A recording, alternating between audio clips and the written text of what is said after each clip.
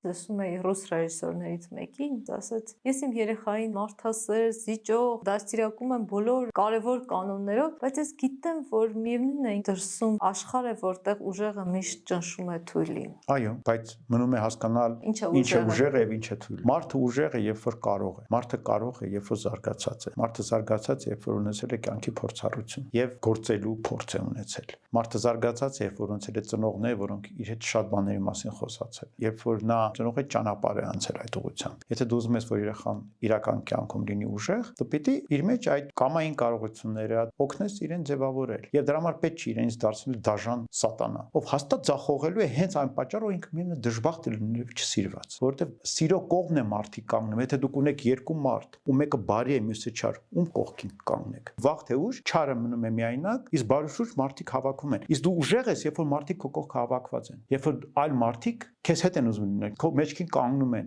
Արդյունքում վաղ թե ուշ դու մի բանի հասնում ես կյանքում։ Ուղղակի հարուստ լինել իմաստ չունի։ Երջանկությունը մնացածների հետ սիրո մեջ ապրելու մեջ է։ Բոլորս դա գիտենք, միշտ ցանկանում ենք սեր եւ երջանկություն, չէ՞ բոլորին։ Չենք ասում։ Մնաս մենակ եւ հարուստ։